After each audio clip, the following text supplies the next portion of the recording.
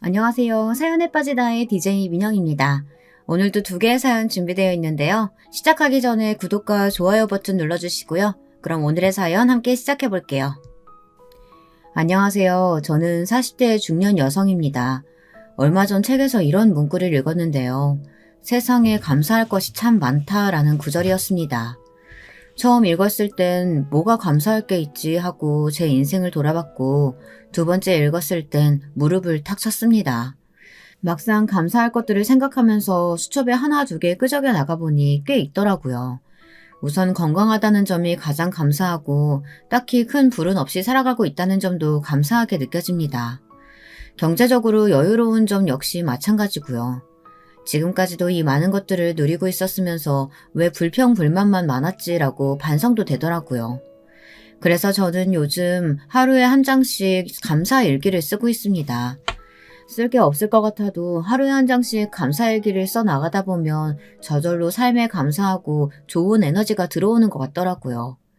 오늘 사연을 써내려가게 된 이유도 사실 감사일기를 적다 보니 생각난 이야기인데 여러분들에게 꼭 들려드리면 좋을 것 같았습니다. 듣는 입장에서는 어떻게 받아들이실지 저야 모르는 일이지만 그럼에도 제 이야기를 들으면 저와 동년배인 여성들을 포함해서 인생 선배님들도 많이 공감해 주실 것 같았어요. 글솜씨는 다소 부족하지만 이렇게 글을 끄적여 보면서 한번 제 마음속 이야기를 시작해 볼게요. 먼저 제 소개를 간략히 하자면 할아버지 때부터 내려오는 가업을 운영하고 있습니다. 흑염소를 기르고 진액으로 만들어 파는 사업인데요. 주로 어르신들이 찾아주시고 온라인에서도 인기가 많아져 나름 경제적으로 탄탄한 부를 이뤘답니다. 물론 여기엔 저뿐만 아니라 저를 도와주는 직원들과 불철주야 열심히 일해주는 남편의 공도 컸고요. 하지만 제게는 결혼 후 저를 너무도 못살게 굴었던 두 사람이 있었습니다. 바로 시어머니와 시어머니보다 가끔은 더 얄미운 동서였습니다.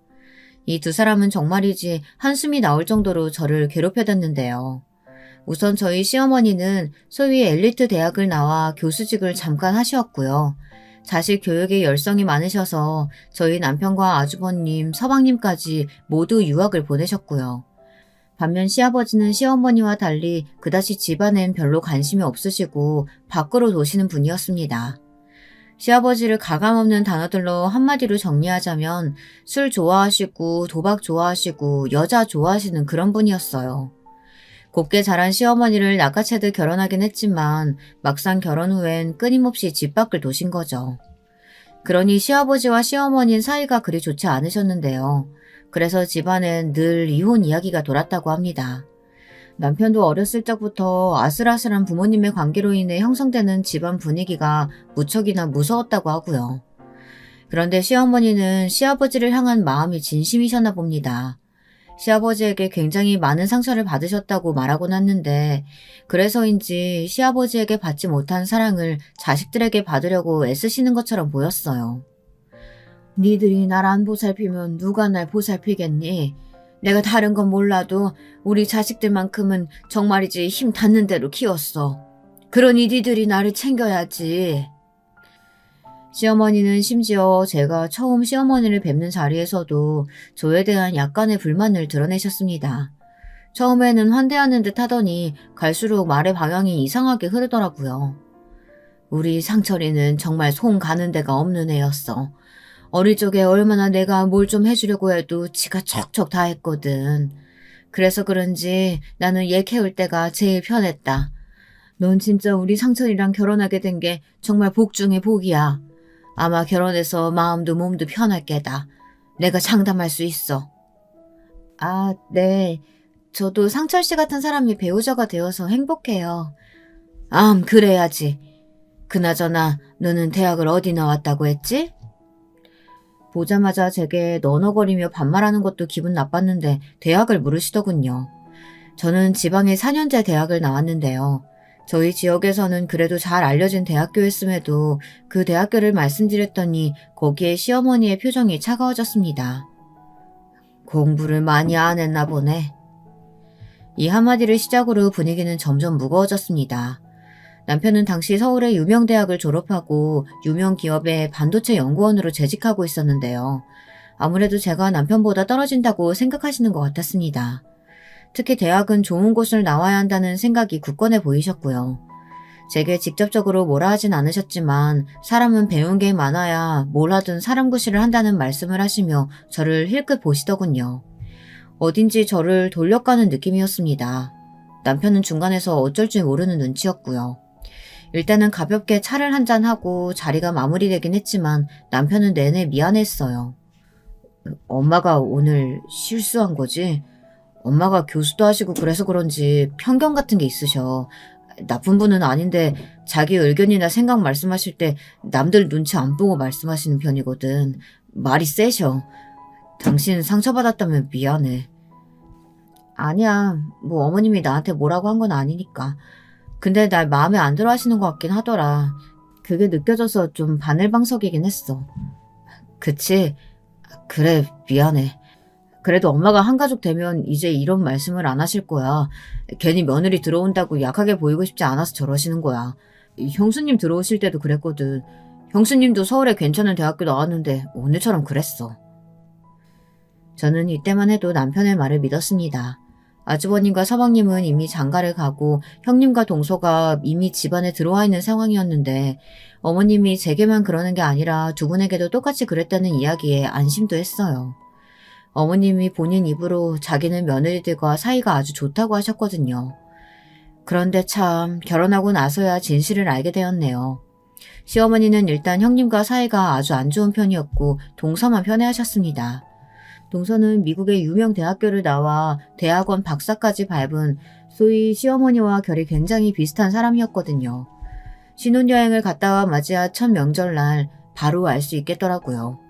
시어머니가 저와 형님은 계속 일을 시키려고 지시는 반면 동서는 옆에 끼고 계속 세계사니 뭐니 둘이서만 알아들을 수 있는 이야기를 하고 있었고요. 아직도 생각이 나는데요. 그때 정말 몸이 녹아내릴 정도의 일을 하고 난 후 집에 갈 때가 돼서야 형님이 제가 불쌍했는지 저를 불러 일러주시더군요.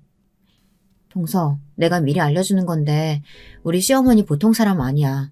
동서도 오늘 봐서 알겠지만 시어머니는 막내 동서만 끼고 이뻐하시고 나나 동서는 아마 거들떠도 안 볼 거야.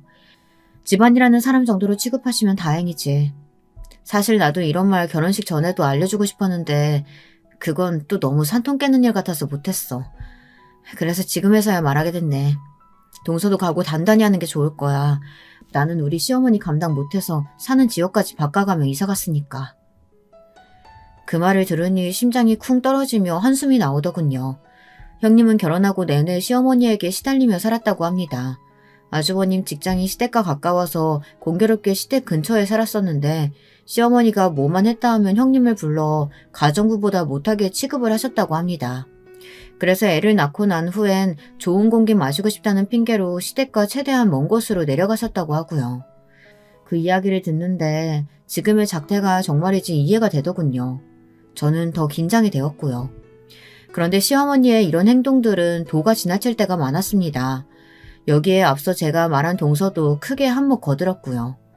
동서는 박사학위를 따고 연구교수로 재직 중이었는데요. 틈만 나면 자신의 상태를 시댁 가족들에게 말하며 축하받기를 원했습니다. 그래서 동서를 위한 파티가 자주 열렸죠. 시어머니가 대개 주관하는 것이었고요. 시어머니는 자신과 닮은 동서를 위해 출장 요리사까지 불러가며 잔치를 준비해 주었어요. 그런데 어느 날은 그 전날 밤 제게 전화를 걸어 요리사가 못 오게 되었다며 저보고 새벽부터 일찍 시댁으로 건너오라고 하더군요. 당시 시댁과 저희 집 거리가 2시간이었습니다. 새벽 6시까지 오라고 하시면 저는 새벽 3시에 일어나 준비를 해야 했어요. 솔직히 그건 무리라고 생각했어요. 하지만 일단 처음이자 마지막 부탁이라고 생각하고 들어드리자 생각해 시댁으로 넘어갔습니다. 왔냐? 어여 와서 거들어라. 세상에 내가 우리 막내 아기한테 뽀얀 국물 삼계탕 만들어주려고 잔뜩 기대하고 있었는데 출장 요리사가 갑자기 못 온다고 하지 않니? 아무튼 직업의식이 없어 다들. 에휴, 그래도 네가 있으니 다행이다. 오는데 뭐 어려움은 없었지? 시간이 좀 걸리긴 했네요, 어머님. 제가 강원도에서 오는 거다 보니까. 예, 그까짓 걸로 무슨 시간이 걸렸다고 생색을 내냐? 차 타고 왔을 거 아니야? 버스 타고 온 것도 아니고. 사실 자차로 운전해 오는 것도 피곤한 일이잖아요. 그런데도 시어머니는 저리 말씀하시더군요. 할 말이 없어졌습니다. 그리고 여기에 엎친 데 덮친 격 일이 벌어졌죠. 남편은 시어머니의 말을 듣고 저만 보내기 미안하다며 함께 시댁에 왔는데요. 주차하느라고 조금 늦게 올라온 남편이 문을 열고 들어오자 시어머니가 놀란 얼굴로 역성을 내는 겁니다. 아니 너는 왜 쟤까지 끌고 왔니?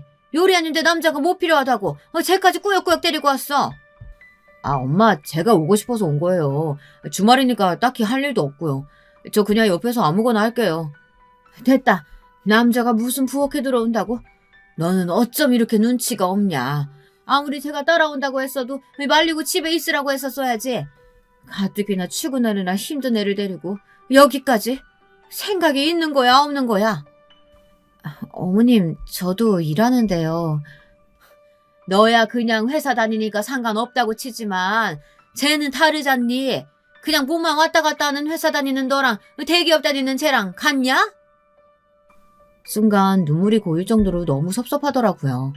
저도 모르게 격앙된 목소리로 저 역시 열심히 일하는 사람이라고 반박해버렸습니다. 어머님, 남편처럼 큰 회사가 아니더라도 저도 똑같이 출퇴근하고 열심히 일하고 있어요. 자꾸 남편만 귀하게 생각하시면서 저한테 뭐라고 하시면 섭섭하네요. 물론 아이 낳고 나서도 계속 일할지는 모르겠지만 당시 저는 솔직한 심정을 말했다고 생각했습니다. 말해야 한다고 생각했고요. 그런데 시어머니의 반응은 전보다 더 싸늘했습니다. 너 지금 나한테 말대꾸하는 거냐? 어디서 배워먹은 버릇이야? 나는 사람 머리에 드는 게 제일 중요하다고 생각하는 사람이야. 근데 그딴 예의와 버르장머리로 말대꾸하는 며느리라면 뻔하다. 우리 집안엔 절대 못 어울리는 사람이네. 아니, 애초에 어울릴 수 없는 인간이지. 나가라! 너랑 더 얘기해서 혈압 올리고 싶지 않다. 시어머니는 화가 잔뜩 나셨는지 그 길로 꼴도 보기 싫다며 나가라고 하시더군요. 그 순간엔 저도 말로 상황을 풀어야겠다는 생각보다는 마음이 상한 나머지 저를 잡으려는 남편의 말을 무시한 채 나가버렸고요. 차에 타고 다시 집으로 돌아가는 내내 아무리 생각해봐도 제가 잘못한 걸 알 수 없었습니다. 오히려 지금까지 명절을 세면서 시어머니가 하녀처럼 저와 형님을 부리고 막내 동서만 떠받들었던 일이 다시금 생각나 더 화가 났어요. 시어머니는 집안에 좋은 물건이 들어왔다 해도 무조건 막내 동서만 챙겨주었고 심지어 김장하느라 수고했다는 명목으로 돈을 주실 때도 막내 동서에게만 2배의 돈을 챙겨주었답니다.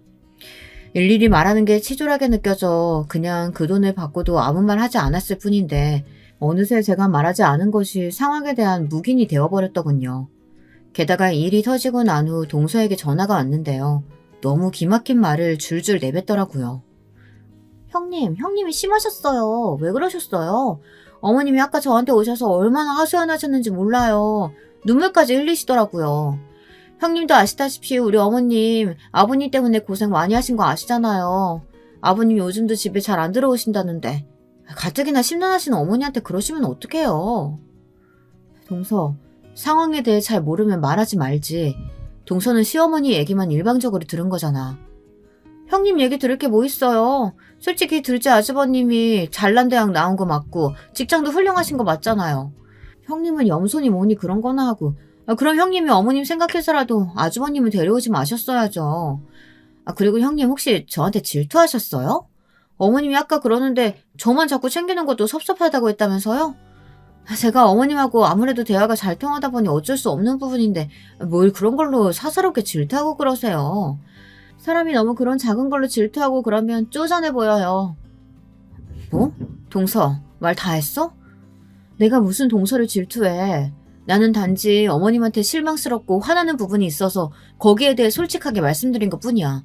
동서한테 질투 같은 감정 전혀 없다고. 있으면 있다고 말씀하세요. 그래도 괜찮아요. 뭐 이제 와서 숨기려고 하세요. 그리고 저도 말 나온 김에 솔직히 말하면 어머님은 형님들과 대화가 안 통해서 답답하다고 하세요. 정치 얘기니 국제 외교 이야기니 이런 이야기들 형님들과는 할 수가 없으니까요. 저도 그래요. 그런 기본적인 상식이나 지식을 공유할 수 없는데 어떻게 어머님이 형님들을 이뻐하실 수 있겠어요? 사람 기분을 확 구기는 말이었습니다. 듣다 열이 받아 저는 전화를 그냥 끊어버렸어요. 들으면 들을수록 들을 가치가 없는 얘기더라고요. 자기를 질투한다는 식의 이야기에 더더욱 기가 찼습니다. 남편에게 말했더니 남편도 고개를 설렁설렁 내젓더니 동서가 원래 집안에 들어왔을 때부터 은근히 특권의식을 가지고 있었다고. 시어머니가 자기를 이뻐한다는 사실을 알고 나선 그걸로 첫째 형님까지 부려먹으려고 했다고 하더군요. 서방님과 시어머니를 제외한 집안 식구들을 대놓고 무시하고요. 얼마나 심했는지 몰라. 가끔은 저런 막말하는 머리로 어떻게 박사까지 땄을까 싶다니까. 머리는 좋을지 몰라도 사람 인성은 정말 바닥이야. 저번에 형한테 영어로 된 신문 같은 거 보여주면서 해석해보라고 하더라니까. 형이 어쩔 줄 몰라 하니까 대놓고 깔깔대고. 아, 진짜 못 배워먹었어. 정말 동서가 그렇게까지 했다고? 나는 몰랐네. 나 이제 동서 이런 식으로 행동하는 거 더는 못 봐주겠어. 시어머니도 문제지만 동서도 문제야. 이런 식으로 가다간 정말 집골이 개판 나겠어. 동서가 마음대로 하는 게 아무 문제 안 되는 판국이 될 거라고. 전 남편 말을 듣고 보니 더욱 화가 치밀어 올랐어요. 동서가 좋은 집에서 자라 미국 유학을 다녀오고 박사 학위를 딴 건 본인 노력이라 치고 인정하지만 그렇다고 해서 시댁에 와서 손이 동서들이 일하는 걸 보고도 가만히 있는다거나 손에 물 한 방울 안 묻히려고 하는 건 너무 얄미운 행동이었습니다. 그리고 누가 동서에게 그런 특권의식을 허락했나요? 저는 그 다음부터는 동서나 시어머니를 대할 때 태도를 완전히 달리하기로 마음먹었습니다. 마침 기다렸다던 듯 추석이 다가오더라고요. 저는 마음을 단단히 먹고 시댁에 갔고 평소처럼 요리를 한 후 동서에게 설거지를 같이 하자고 했어요. 시어머니가 동서를 시키지 말라고 할 줄 알았지만 알면서도 무조건 같이 해달라고 말했어요. 그랬더니 동서 반응은 가관이었죠. 어머, 형님 지금 저 시키려는 거예요? 제가 왜 이런 잡일을 해야 돼요? 잡일이라는 말에 기가 찼습니다. 그럼 지금까지 그 잡일들을 아무렇지 않게 저와 큰형님에게 시켰다는 말이지 않습니까? 큰형님도 동서의 말을 옆에서 듣더니 상당히 기분 나빠하셨습니다. 하지만 습관처럼 큰형님은 아무 말씀 못하고 애꿎은 손걸레만 쥐어뜯고 계시더라고요. 시어머니는 여기서 또 나서셨습니다. 얘, 너 지금 누구 잡는 거냐? 설마 네 동서 잡는 거야? 얘는 귀한 앤데 너 무슨 생각으로 그런 일 시키려고 드는 거야? 사람이라고 다 같은 사람이 아니야. 돼지도 등급이 있는데 네가 얘랑 같은 등급이라고 설마 생각하는 건 아니지? 우리 집안에도 엄연히 신분이 있고 체계가 있다. 그 설거지 같은 잡일은 네가 해. 나랑 대화 통하는 사람은 얘밖에 없으니까 난 우리 둘째 며느리 필요해. 아가야, 얼른 와라. 기분 많이 상했지? 네, 어머님 제 마음 알아주셔서 감사해요. 저 정말 형님 무서워서 못 살겠어요. 진짜 이때 정말 돌아버리는 줄 알았습니다. 역시나 지금껏 가만히 있던 남편도 열받았는지 시어머니한테 나서서 할 말을 하더군요. 설거지하는 사람 따로 있고 어지르는 사람 따로 있냐며 지금 자기 와이프를 무시하는 거냐면서요. 그러자 시어머니는 사색이 되어서는 망치로 얼굴을 맞은 듯한 표정이 되더군요. 자신이 지금껏 그렇게 손 하나 안 대고 귀하게 키웠던 아들인데 그런 아들이 저렇게 꼬박꼬박 할 말 다 하며 제 편을 드는 것이 그렇게 충격이었나 봅니다. 아니, 너 엄마한테 어떻게 그렇게 말할 수가 있냐? 아니, 너 장가 갔다고 이제 완전히 저 집 사람 된 거야? 쟤한테 무슨 정신세뇌라도 당한 거냐고? 그게 아니면 착하고 순하던 네가 어쩜 이럴 수가 있어? 남편 복도 없는 내가 자식 복까지 없을 줄이야. 시어머니의 눈물바람은 그날 밤새도록 이어졌습니다. 남편은 옆에서 쩔쩔매고 있었고요. 그 광경을 가만히 바라보고 있는데 너무 우습더라고요. 한편으로 시어머니에게 어쩌지 못하는 남편이 답답하기도 했고요. 게다가 동서는 계속해서 제 말이 너무 심하다며 시어머니한테 대든다는 식으로 거드는데 너무 꼴보기 싫더라고요. 저는 어떻게든 남편을 집으로 데려가야겠다는 생각에 일단은 남편의 팔을 붙잡고 일어섰습니다. 그런데 그걸 시어머니가 또 가로막으며 저를 세상에 더 없는 불려시로 몰아가더군요. 너 때문이다, 이년아. 내 아들 변한 건 다 네 때문이야.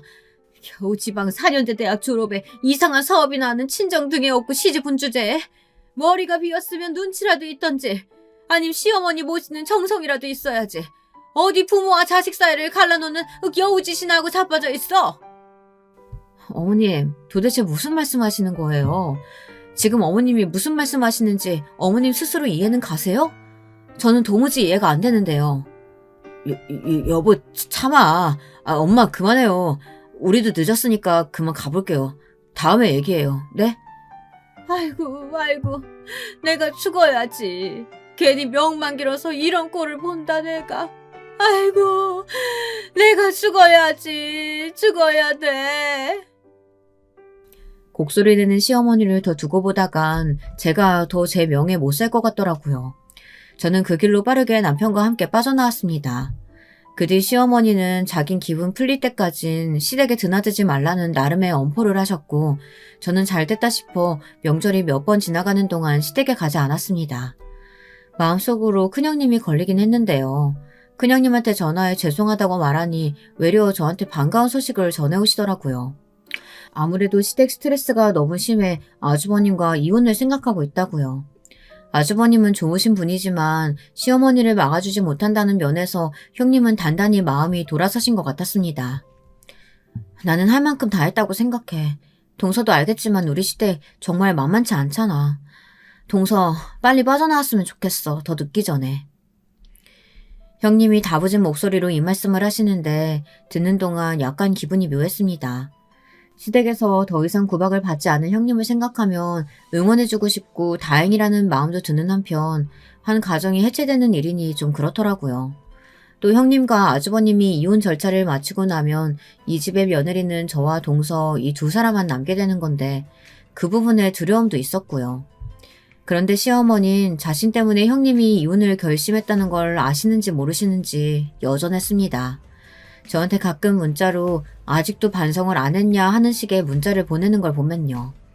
그리고 그럴수록 남편은 남편대로 자기 엄마에게 실망했다며 걸려오는 전화도 받지 않았어요. 그러던 어느 날 시어머니가 먼저 한복 선언을 해오셨습니다. 그래, 내가 미안해. 그날은 둘째 며느라가 너한테 말이 심했던 것 같기도 하고 친구들한테 물어보니까 내가 잘못했다 하더라고. 내가 윗사람인데 체면이 말이 아니었던 것 같다. 시어머니는 자신의 대학 동기들과 함께 모임을 종종 가지셨는데요. 그걸 스스로 엘리트 모임이라고 부르시곤 했습니다. 근데 거기서 조언을 듣고 마음이 바뀌셨나 봐요. 민망한지 헛기침을 하며 제게 저런 말을 해오시더군요. 저 역시 가만히 듣고 있다. 그럼 다신 저와 동서를 비교하지 말아달라는 말을 전달했습니다. 어머님, 그럼 약속 하나 해주세요. 저와 동서 엄연히 다른 사람이고 다른 주체예요. 그러니 서로 감정 상할 말들 같은 건 먼저 안 꺼내주셨으면 좋겠어요. 평등하게 봐달라고요. 동서가 고학력자의 박사라고 해서 어머님이 싸고 도는 거 저는 섭섭하고 기분 나빠요. 여기에 이어 동서가 집안일을 해야 한다는 말도 덧붙였는데요. 시어머니는 알겠다며 전부 수긍하셨습니다. 아마도 그 모임에서 몇 마디 들은 것이 어느 정도 시어머니란 사람을 많이 바꿔놓은 듯 했어요. 그땐 그렇게 믿었었죠. 그리고 나서 정말 기다렸다는 듯이 일이 벌어졌습니다. 저는 이 사건으로 동서와 시어머니가 또 다른 방면으로 사람이 아주 우습고 역겹다는 것을 알게 되었네요. 제가 첫째를 임신하고 출산했을 때 산후조리원에 갔다 오긴 했지만 집에 돌아와서 아기를 잘 못 볼 정도로 몸이 계속 아팠습니다. 그래서 그 소식을 들은 저희 친정엄마가 오셔서 산후조리를 도와주셨는데요. 사건이 일어났던 그날도 여지없이 엄마가 저를 돌봐주고 계신 날이었습니다. 엄마는 자신 역시 출산하고 많은 어려움을 겪었다며 저를 많이 걱정하고 계셨습니다. 죽도 끓여주시고 계속해서 열을 체크해주시면서 발을 동동 구르셨죠. 또 저희 집 가업이 흑염소 진액과 건강식품을 판매하는 일이었기에 이 시기 엄마가 회사 제품들을 많이 갖다 두셨어요. 혹시나 뼈가 시리거나 아플 때 먹으라고 하면서요. 그런데 이날 연락도 없이 시어머니와 동서가 아기를 보러 온 겁니다. 저 역시 놀랐고 친정엄마도 놀라서 시어머니를 마주했습니다. 아이고 사돈 연락이라도 주셨으면 제가 뭐라도 준비할 걸 그렇네요. 저는 딸아이 좀 돌봐주고 있었어요. 그나저나 와주셔서 감사해요. 우리 애가 역시 시어머니 복이 많네요. 친정엄마는 이날 시어머니 손에 들린 영양제를 보고 그리 말씀하신 거였어요. 제가 그때까지는 엄마에게 구구절절 시어머니와 어떤 일이 있었는지 말하지 않았기에 엄마는 시어머니의 진면목을 모르고 있었죠. 아, 네. 우리 며느리 볼 겸 손주 볼 겸 왔어요. 우리 손주 어디 있어요? 그런데 시어머니는 친정엄마를 본체 만체하며 집에 들어오시더니 굳이 잠든 아기를 깨워 구태워 보시려고 하더군요. 겨우 잠든 애를 깨워 올리고 그리고는 아기가 우리 아들을 닮아 이쁘다며 남편을 닮았다는 것만 계속 강조했습니다. 사실 갓 태어난 아기가 누굴 뭐 얼마나 닮았겠어요. 그리고 우리 애는 실제로 커가면서 저를 닮았다는 말을 많이 들었거든요. 그런데도 시어머니는 마치 강박적으로 애는 무조건 남편을 닮아야 한다는 생각으로 굳이 그 말씀을 하시더라고요. 그러고서는 정말 기분 나쁜 행동을 하셨는데요. 자기가 여기까지 오느라 무릎이 많이 쑤셨으니 엄마가 저에게 주시려고 들고 온 흑염소 진액을 챙겨가야겠다는 겁니다. 그것도 한두 개가 아니고 전부요. 친정엄마가 당황해서 사돈에게는 더 넉넉한 양으로 따로 드리겠다고 말씀했지만 시어머니는 끝끝내 고집을 부리시더군요. 흑염소 진액 못 먹어 환장한 사람처럼요. 제가 지금 무릎도 쑤시고 여기저기 난리가 아니에요. 우리 며느리가 출산했다고 하니 이렇게 오긴 했지만 지금도 굉장히 아파요. 비 오는 날만 되면 말도 못한다고요. 아, 그런 어려움이 있으셨군요. 네, 그럼 드려야죠, 사돈. 엄마는 난처하신 기색이었지만 달라고 하니 어쩔 수 없이 주셨어요.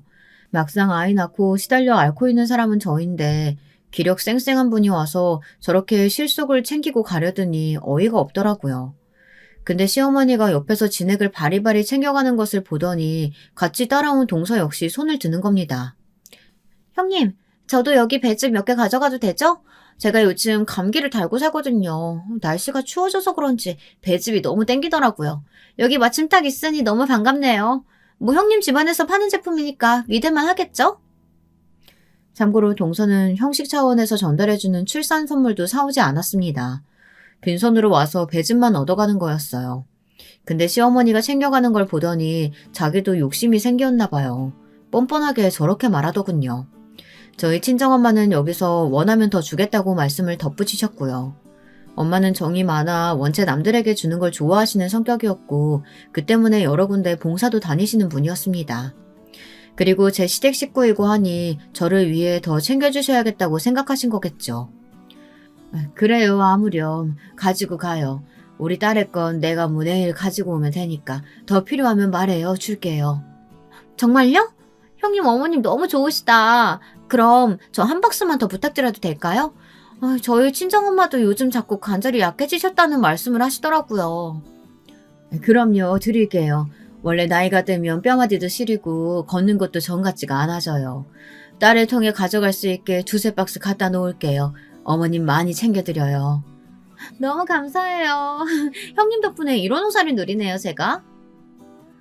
솔직히 전 친정엄마의 이런 호의를 감사하다는 말 한마디로 퉁치고는 나가버리는 동서가 너무 얄미웠습니다. 동서는 그렇게나 배즙을 많이 챙겨가면서도 저에게 따로 전화조차 하지 않았어요. 오히려 아파하는 저를 보며 자기도 아이 낳을 때 힘들었다고 곧 회복된다는 등 엄살이 심하다는 말을 늘어놓더군요. 기분만 잡쳤죠. 그에 전 다음에 동서가 오면 절대 배즙은 주지 않겠다고 속으로 마음먹었어요. 남편은 그날 일을 듣곤 한숨을 푹 쉬었습니다. 괜히 장모님께 죄송하다면서 자기가 저희 집에 더 잘하겠다는 말을 하더라고요. 그러던 중 동서가 다다음 날 귀신같이 또 찾아왔어요. 뭐 때문이었을까요? 예상하셨겠지만 네, 배즙 때문이었습니다. 저는 동서가 이렇게 공짜를 좋아하는 줄은 몰랐네요. 동서는 오자마자 배즙을 찾았고 어디 있냐 묻더군요. 제가 모르는 척 무슨 배즙이냐고 묻자 당황해했죠. 아니, 형님 어머님이 제 거 챙겨주시다고 했잖아요. 저 지금 2시간 차 타고 왔어요. 장난하지 마시고 얼른 주세요, 배즙. 동서, 내가 무슨 이런 걸로 장난을 해. 배즙 없어. 아마도 친정엄마가 깜빡하신 모양이야. 엄마가 요즘 바쁘시거든, 사업 때문에. 나중에 들어오면 따로 챙겨줄게. 그러자 동서는 저를 무섭게 노려보더군요. 마치 제가 일부러 숨기기라도 한 것처럼요. 그러더니 문을 거칠게 닫고 나가버렸습니다. 그 뒷모습을 보는데 고소하더라고요. 이 일을 계기로 시어머니에게 또 한 차례 전화가 걸려왔지만 무시해버렸습니다.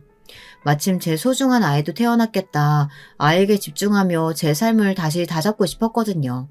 남편 역시 회사에서 한 차례 승진했고 집도 아이를 위해 더 넓은 평수로 가기 위해 준비를 했습니다. 새 집으로 옮기고 난 후 아이는 다행히 건강하게만 자라달라는 바람처럼 잘 자라서 저희 집에도 하루하루 웃음을 주고 있었고요. 아이 보기가 힘들긴 했지만 그만큼 행복했기에 엄마가 되는 기분을 몸소 체감할 수 있었습니다. 그런데 그렇게 열심히 살던 즈음 친정엄마에 관한 안 좋은 소식이 들려오고 말았습니다. 사실 예상을 하고 있어야 할 일이었지만 육아에 바쁘다는 핑계로 엄마를 못 챙겨드린 것이 화근이었네요. 엄마가 최근에 받은 건강검진에서 암이 발견되었다는 소식이었습니다. 친정엄마는 젊었을 적 아버지와 함께 가업을 열심히 운영하시고 누구보다 밤잠 못 주무시고 힘을 쓰시었는데 혹시나 그 스트레스가 암으로 오신 건 아닐까 하는 생각이 들었습니다. 딸인 제가 그 모습을 고스란히 지켜보고 있었기에 더 마음 아팠어요.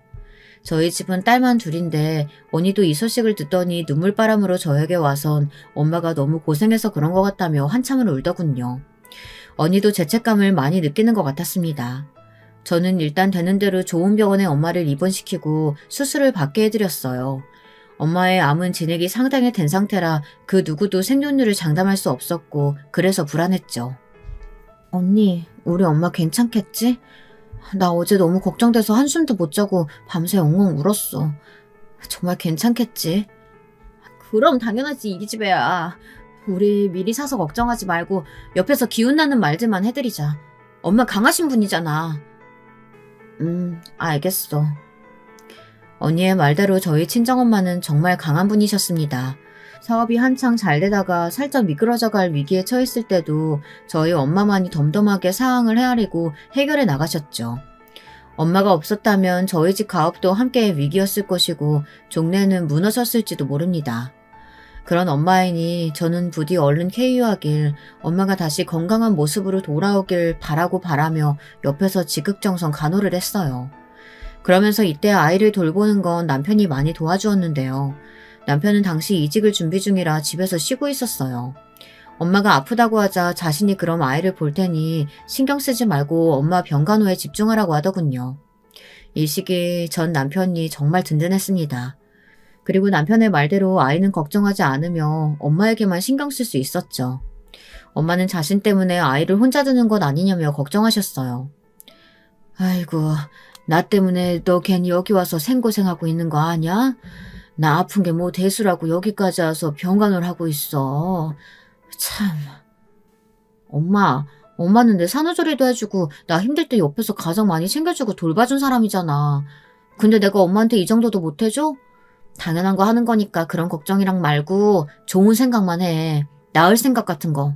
알겠지? 그리고 남편이 아이는 집에서 많이 챙겨주고 있어. 그래? 아이고, 우리 사위 든든하네, 든든해. 내가 낳으면 정말 크게 감사 표시라도 해야겠다. 친정엄마는 아프신 와중에도 남편이 기특하다며 고마워하셨어요. 꼭 나와서 밥이라도 사주고 싶다고 그런 말씀을 하셨죠. 저희 가족이 모두 한데 모여 기도를 한 덕분인지 생존율이 낮던 엄마의 암은 점점 치유가 되기 시작했습니다.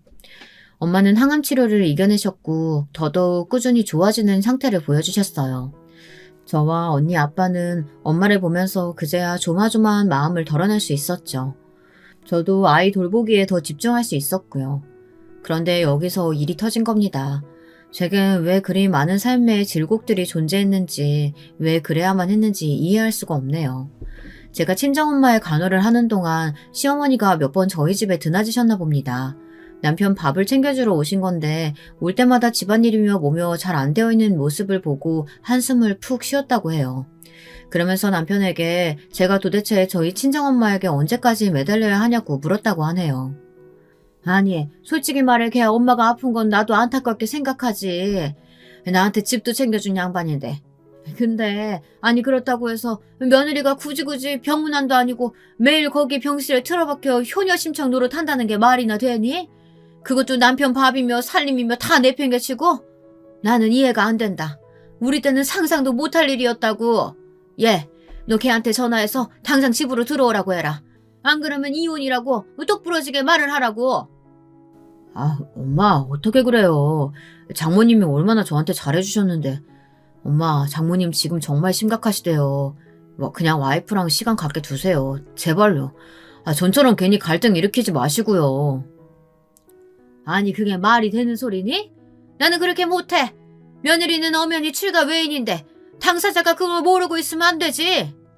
그 끝에 시어머니는 직접 저에게 전화를 거셨고 헐레벌떡 택시를 타고 집에 도착했을 땐 소파 위 엄한 표정으로 앉아있는 시어머니를 볼 수 있었습니다.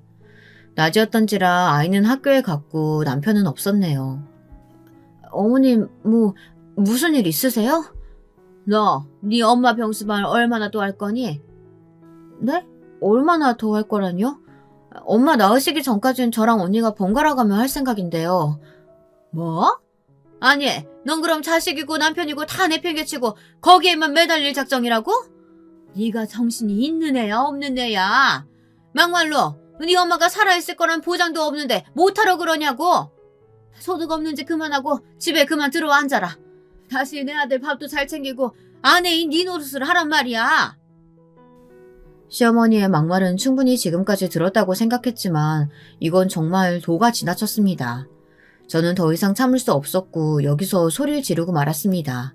얼마나 화가 났는지 말 한마디 한마디 뱉으면서 목소리가 저절로 떨리더라고요. 뭐라고 했어요? 다시 말해보세요. 우리 엄마가 뭐 어떻게 될 거라고요? 말이면 단줄 아세요? 뱉으면 말인 줄 아시냐고요.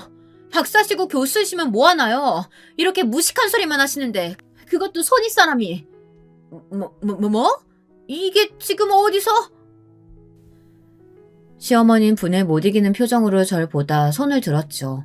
그 손으로 제 뺨을 철썩 쳤고요. 저도 여기서 가만히 있고 싶지 않아 뺨을 맞자마자 바로 경찰에 신고하겠다고 나섰고 집안은 거의 완전히 개판이 되었습니다. 제가 경찰에 신고하겠다고 전화기를 들자 시어머니는 저를 가로막았고 그 사이에서 한바탕 몸싸움이 일어났습니다. 시어머니는 제 머리채를 잡았고 머리칼이 우두둑 뜯기는 기분이 들었습니다. 그리고 때마침 남편이 들어왔어요.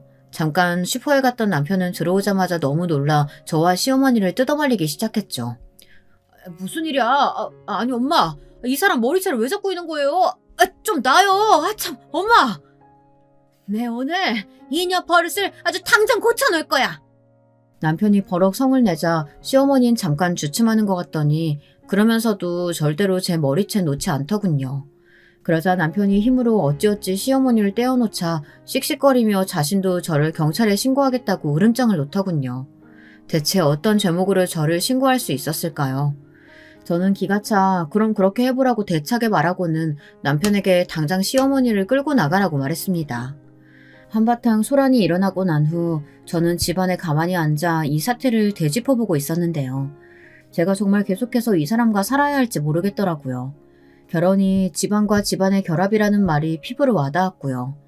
시어머니의 말과 행동 중 그 어느 것도 이해되는 게 없었습니다.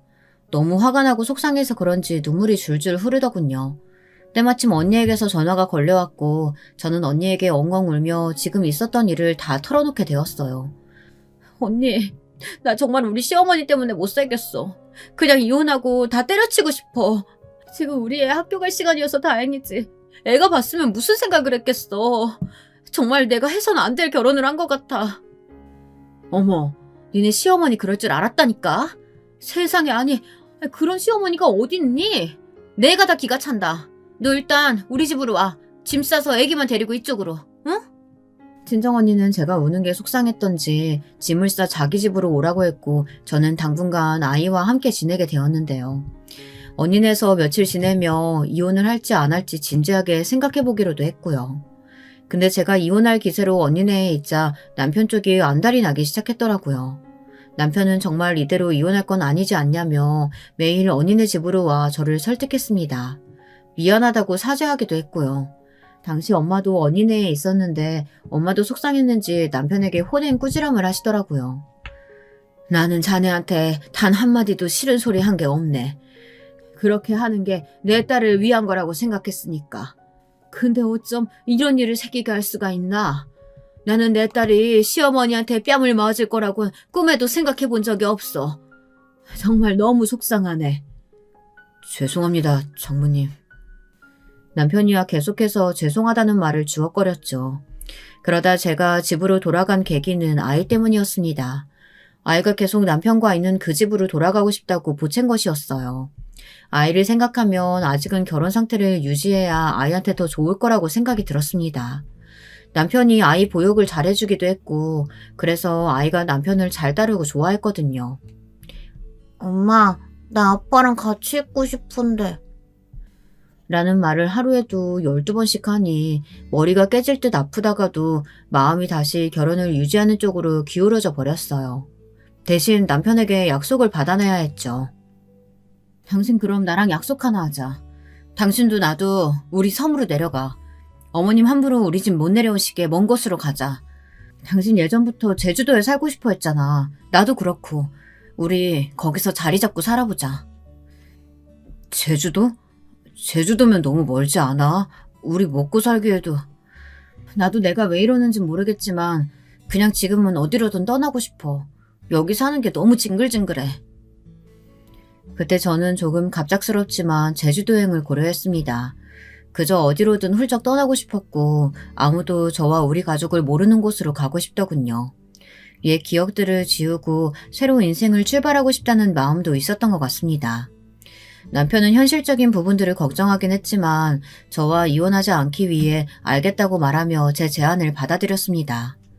그렇게 저희 가족은 제주도로 향했고 제 나이가 43, 우리 딸이 10대의 중반을 보고 있을 무렵까지 그곳에서의 모든 계절을 보내게 되었습니다. 참고로 그 이후 명절은 거의 지내지 않았고 시어머니도 제가 오는 걸 바라지 않았기 때문에 전화상으로만 형식상 안부를 주고받았습니다. 그건 역시 시어머니가 제 뺨을 때린 사건이 있고 오랜 시간이 지난 후였죠. 시어머니도 제가 이혼을 진지하게 고려했다는 것을 알고는 그 뒤론 큰 난리를 떨거나 하지는 않았습니다. 그게 다행이라면 다행이었죠. 물론 중간중간 동설한 사람이 전화가 와서 제 복장을 뒤집어 놓는 방식으로 야단을 부리긴 했습니다. 그러다 결정적인 사건이 생기고 말았는데요. 이 사연을 쓰게 된 사건인데 지금 생각해도 끔찍하다 못해 진절머리가 나는 일입니다. 저희 엄마의 칠순을 맞아 칠순잔치로 무엇을 해드릴까 생각하다가 남편의 아이디어로 해외여행을 보내드리게 되었습니다. 장모님 지금까지 어디 가보지 못하셨다고 했잖아. 아주 젊었을 적에 미국 가본 거 빼곤 여기만 있었잖아. 더 나이 들기 전에 우리 장모님 해외여행 가보는 거 어때? 요즘 패키지 상품도 잘 나와서 가까운 동남아나 괌도 좋고. 그럴까? 그것도 좋은 생각이네. 그러고 보니까 우리 엄마 얼마 전부터 태국 가고 싶다 하셨어. 제주도에서 알게 된 친구 한 명이 관광 상품 관련 일을 하고 있던지라 마침 딱 좋았어요. 엄마가 무엇보다 무척 좋아하실 것 같았습니다. 그래서 우리 엄마, 아빠, 언니까지 3명분의 해외여행 패키지를 결제하게 되었죠. 그런데 엄마가 해외로 떠난 후 얼마 안 되어 시어머니가 오랜만에 전화가 와서는 갑자기 제주도로 오시겠다고 하는 겁니다. 당황스럽긴 했지만 일단 저는 알겠다고 하고 시어머니가 오시기로 한 날 딸아이를 학교에 보내고 나서 제가 관리하는 사업에 관한 업무를 처리하고 있었죠. 당시 저는 제주도에 내려와 가업을 이어가고 있었는데요. 그 중에서도 온라인으로 판매하는 부분을 도맡아 하고 있었어요. 저희 사업은 온라인 쪽으로 아주 잘 풀리고 있었고 그랬기에 남편도 저희 집 사업을 같이 하게 되었습니다. 시어머니에게 말하면 괜히 난리가 날까 싶어 따로 말하지 않았지만 어찌됐든 제주도에 와서 남편은 저희 집 가업에 기대어 살고 있었던 거죠. 그런데 이것이 화근이 될 줄은 몰랐네요. 알았다면 진즉에 말했을 텐데. 시어머니는 도착하자마자 먼 곳에서부터 비행기 타고 오느라 힘들었다며 오자마자 저에게 온갖 짜증을 내기 시작했습니다. 저는 오랜만에 보는 시어머니이기도 하고 어색하여 일부러 바쁘게 몸을 움직여 차도 내놓고 간식도 만들었고요. 근데 시어머니가 제가 만든 쿠키를 가만히 보더니 갑자기 그걸 바닥에 내팽개치더군요. 순간 제가 잘못 봤나 싶었어요. 너 아주 호사를 누리고 산다? 나 피해 여기 와서 내 아들 잡고 사니까 좋든? 그게 무슨 말씀이세요? 바로 본론으로 들어가자. 너, 네 엄마 칠순기념으로 해외여행 보냈다며? 내 아들 돈으로 그딴 호사를 누리려고 해? 모녀가 세트로 진상이네. 내 아들 갈수록 말라가는 거 보기 안쓰러워 죽겠는데. 뭐? 안 걸렸던 노인네를, 언제 죽을지 모르는 노인네를 해외여행까지 보내? 네가 제정신이냐? 어머님, 말씀 가려서 하세요. 언제 남편 돈으로 저희 엄마 해외여행을 보냈다고 해요. 제 돈으로 한 거예요. 말이 되는 소리래라, 말이 되는 소리. 네 돈이 어딨어? 시어머니는 역시나 남편이 우직하게 일을 한다고 생각하고 있었고 제가 그 돈으로 해외여행을 보내드렸다 생각하더라고요. 정말 웃겼습니다. 남편이 제주도에서 일을 하면 무슨 일을 할 수 있을까요? 제가 지나가는 말로 시어머니에게 저희 집 가업의 규모가 크다는 말을 몇 번 한 적도 있었는데 그걸 어떻게 저리 새까맣게 기억도 못하고 추측조차 못할 수 있던 걸까요? 저는 기가 차 소리나게 웃었습니다. 더 이상 상대하고 싶지 않더군요. 갑자기 시어머니와 전에 있었던 일도 생각나고 더 실랭이 하다간 제 정신건강에 문제가 생길 것 같았습니다. 그래서 남편을 부르던 차에 남편이 들어왔어요. 기가 막힌 타이밍이었어요. 시어머니는 못된 그 손버릇을 버리지 못했는지 제가 눈 똑바로 뜨고 제 돈으로 계속 해외여행을 보냈다고 하자 거짓말을 한다며 또 손을 치켜들었거든요. 거짓말 좀 하지 마라. 네 친정 집구석에 돈 나올 구멍이 어디 있다고? 무슨 돈이 있다고 헛살 떨어? 너 그런 거짓말하면 지옥 가 이년아. 시어머니는 거짓말을 한다는 요량으로 제 뺨에 손을 또 올렸습니다. 이것으로 두 번째였습니다. 저는 더 봐줄 의향이 없었어요. 그래서 저 역시 손을 들었고 이때 남편이 들어왔습니다. 엄마, 그러지 좀 마 제발. 나 와이프 도움받아 사는 거란 말이야. 아니, 우리 아들 그게 무슨 말이야? 나 우리 와이프 가업하는 거 돕고 있다고. 그게 우리 집 유일한 생계 구멍인데 엄마 자꾸 왜 이러는 거야? 정말 아들 이혼시키고 싶어 환장했어? 남편의 폭로에 시어머니 얼굴은 보기 좋게 시퍼래졌습니다. 믿기지 않는지 정말이냐고 계속 되묻더라고요. 그 얼떨떨한 얼굴이 참으로 보기 좋았습니다. 남편은 나중엔 말을 하다 울면서 제발 그만 좀 하라고 애원조로 말했습니다. 엄마가 자기 결혼 생활을 망치고 있다고 그런 식으로 모자 관계를 이어가야 한다면 자기는 엄마와 연을 끊고 편하게 살고 싶다는 말까지 하더라고요. 남편의 진심이 묻어나오는 말에 저 또한 울컥했습니다. 남편 역시 그간 자기 엄마 때문에 꽤나 스트레스가 심했던 모양이었습니다. 남편이 그런 말까지 내뱉고 나니 순식간에 분위기는 차분해졌어요. 시어머니는 잠깐 골똘히 뭔가를 생각하는 표정이더니 다리가 휘청인다며 잠깐 소파에 앉았어요. 그러고선 처량하게 저를 올려다보는데 하고 싶은 말이 엿보였습니다. 애미야, 내가 많이 너를 못살게 굴었지? 그래, 내가 잘못이다. 나 때문에 나는 네 가업이 그렇게 큰지도 몰랐고 그것도 모르고 내가 말실수를 했다. 아주 큰 실수를 해서 미안하다. 시어머니는 그 한마디를 남기곤 똑같이 처량하게 일어나 비틀거리며 집 밖으로 나갔습니다. 솔직히 마음 같아서는 뒤돌아가는 시어머니 뒷모습에 침이라도 뱉어주고 싶었지만 그러진 않았습니다. 다만 시어머니가 걸어오는 전화엔 다소 확실한 태도로 차단해버렸어요. 네, 어머님. 제 뺨 때린 건 절대 용서할 수 없고요. 그러니 사과든 뭐든 하지 마세요. 받아줄 마음 없으니까요. 아드님이요? 아드님과는 계속 살지 어떻게 할지 생각 중이네요. 시어머니는 제 반응에 무척 안절부절하며 미안하다는 말만 계속 되풀이하고 있었습니다. 요즘 저와 시어머니 관계는 그러하네요. 아마 제가 시어머니를 평생 용서할 일은 없을 겁니다. 미워하는 마음은 독이 든 성배와 같다고 하는데 글쎄요. 사람에 따라 다르지 않을까요? 남편은 시어머니와 평생 안 보고 살겠다 했고 저는 그 말을 떠나 남편과 앞으로 어떻게 할지 이혼을 할지 말지 생각 중입니다. 여러분은 어떻게 생각하시나요? 안녕하세요. 벌써 내년이면 제 나이도 74시 되네요. 언제 이렇게까지 살아올 줄 알았겠어요. 다들 그렇지 않나요? 바쁘게 자식 키우면서 살다 보니 그냥 훌쩍 그렇게 나이를 먹게 된 듯하여 생각이 늘상 많아지는 것 같아요. 그런데 제가 지금부터 하는 얘기는 왠지 좀 두렵게 느껴지기도 합니다. 지금 절 괴롭히는 것은 자식이고 결국 자식 욕을 하려면 부모인 저부터가 제 얼굴에 침 뱉기가 아니겠어요. 그래서 몇 번이나 망설였지만 달리 방도가 없어요. 좋은 말도 위로하는 말도 딱히 기대하진 않을 테니 그냥 들어만 주세요.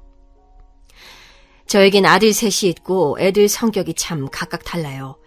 한 배에서 나온 자식들끼리 어쩜 이렇게 다른 건지 맨날 신기하다는 생각만 들었어요. 그런데 보통은 거의 장남이 집안 재산이라고들 하잖아요. 엄마 말 잘 듣고 효자고 이런 말들이 따라가게 되는데 전 이것까진 바라지도 않았습니다. 그런데 난생 처음 낳아본 내 아이가 이렇게 우유부단하고 제 속을 썩일 줄 몰랐어요. 우리 남편은 군인 출신이라서 꽤 성격도 거칠고 센 편인데 이 녀석은 절 닮은 건지 맨날 제 치마 꽁무니에만 매달려서 답답하게 하더라고요. 솔직히 7, 8살 무렵에는 애들은 다 그런 줄 알았습니다. 엄마, 나 화장실 가도 돼? 화장실 갔다 오고 싶은데 엄마가 허락해줘야 갔다 올래. 빨리 말해줘. 화장실 가봐라. 이런 걸 답답하게 묻고 있는 아들이 이해가 안 돼서 당시에 저도 달래기도 하고 야단도 치면서 말했어요. 상훈아, 그런 걸 뭐 엄마한테 일일이 물어. 너 엄마가 가지 말라고 하면 안 갈 거야? 그러지 말고 그냥 편하게 갔다 오라고. 그러면 애가 삐져서는 아주 묘하게 구는 거예요. 입은 대빨 나와가지고 다리를 오므리고 서서는 아주 꾸질하게 비비 꼬고 있더라고요. 딱 봐도 이건 소변을 참는 거잖아요. 그러니 저도 다시 어르고 달래면서 그냥 다녀와라 했었는데요. 나중에는 글쎄 급기야 학교에 다니게 되어선 사고를 치고 말았답니다. 당시 얘네반 선생님이 저한테 전화를 해서는 얼마나 호되게 야단을 쳤는지 몰라요. 어머니, 상훈이 벌써 2학년인데도 화장실 하나 갈 줄 몰라서 맨날 저한테 물어봐요. 아침에 친구랑 장난치는 걸 제가 좀 야단쳤더니 이번에는 안 가고 꾹꾹 참은 거 있죠. 수업 시간에 얼굴이 시뻘개지면서 애가 막 눈물이 그렁그렁 하길래 전 큰일이라도 난 줄 알았어요. 그런데 글쎄 그 자리에서 소변을 지리지 뭐예요? 상훈이는 학기 초부터 지금까지 계속 저한테 화장실 가도 되냐 마냐 묻고 제가 바빠서 대답할 틈이 없거나 뭐 일이라도 생기면 저렇게 참는다니까요? 선생님은 엄청 흥분하셔서는 이거 치우느라고 얼마나 힘들었는 줄 아냐며 화를 내시더군요. 저는 갈아입을 옷을 갖고 와서는 고개도 못 들고 그냥 그렇게 야단을 맞고 있었어요. 아무리 봐도 아들의 이런 모습이 이해 안 가니 주변 학교 엄마들한테 소개를 받아가지고 어디 상담도 다니고 그랬어요. 한약도 먹여보고 그때는 뭐 심리치료나 그런 게 없었잖아요. 그러니 그냥 병원 가서 넋두리를 하며 털어도 보고 큰 병원 가서 검사도 해보고 하여튼 그랬답니다. 헌데 한 가지 이때 저를 방해하는 게 있었으니 바로 남편이었어요. 사내 자식이 말이야. 아니 대체 왜 저렇게 찌질하게 구는 거야 저 녀석은. 아직까지도 화장실 못 가고 저렇게 지리고 다니고 툭하면 지 엄마 폭에 매달려서는 저건 남자로 태어나면 안 됐어. 기집애로 태어났었어야지. 아니 기집애로 태어났었어도 저건 문제야. 누가 저런 걸 데려가려고 하겠냐고. 아유, 아주 보기만 하면 내가 속이 끓어올라. 이렇게 보시는 대로 우리 남편은 본인이 느끼는 바를 그대로 아들 앞에서 표출해버렸답니다. 큰아들은 크게 사고를 치는 건 아니어도 자잘하게 우리를 신경 쓰게 하는 게 많은 아들이긴 했어요. 근데 또 그만큼 세심하고 아주 예민하게 반응하는 애라 저런 소리를 지 아빠한테 듣고 나면 애가 잠을 못 자는 거예요. 그러면 밤새 또 뒤척거리면서 화장실을 가도 되냐 어쩌냐 하면서 저를 슬그머니 깨우고 아주 미쳐버리겠는 거예요. 상훈이 너 제발 그만하고 그냥 갔다 와. 한 번만 더 엄마 깨우면 엄마 가만 안 있어. 회초리로 때릴 거야. 이때는 저도 낮에 애 문제로 남편이랑 싸운 데다가 한창 뛰노는 아들들 돌보느라 지쳐 있었어요. 겨우 잠든 저를 그 새벽에 또 깨워가지고 묻고 있는 아들놈을 보니까 부하가 치밀었던 거고요. 그러면 이 녀석은 또 이불에 소변을 지리는 것을 반복하면서 그 새벽에 전 이불 빨래를 해야 되었고 정말 지옥 같은 저학년 시절이 지나갔답니다. 그러는 사이 이 녀석이 지 학교 안에서 사회성이란 게 있을 리가 없었어요. 정말 큰아들만 생각하면 이때 걷다가도 부하가 치밀고 눈물이 났던 게 자식이 셋이 있건 100명이 있건 이렇게 신경 쓰게 만드는 녀석이 한 명이라도 있으면 힘들잖아요. 그래도 내 새끼니 어떻게 할 수도 없고 방법을 아무리 찾아봐도 찾지 못한 채로 그렇게 세월만 지나갔답니다. 그나마 6학년쯤 되니 그제서 어느새 정말 소리 소문 없이 지가 알아서 화장실을 찾아다녔던 것 같아요. 그리고 성적은 나쁘지 않은 편이어서 중간 정도는 갔는데 이때부터 절 괴롭게 하는 또 다른 문제가 발생하고 말았답니다. 설마 하고 우려했던 일이 터지고 만 거예요. 엄마, 나 학교 가기 싫어. 우리 반에 일진 애가 있는데 걔가 자꾸 나를 괴롭혀.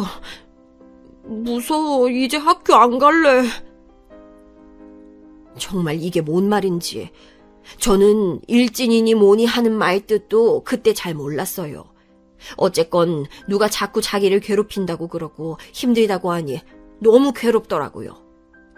딱히 어딜 얻어맞은 건 아니지만 아들이 그 녀석들한테 들은 말은 요즘 말로 언어폭력이었어요. 나보고 친구도 없고 오줌 싸개라고 막 욕하는 거야. 걔 주변에 다른 애들도 같이 나를 무시하고 놀려. 너무 창피해서 학교 다니기 싫어.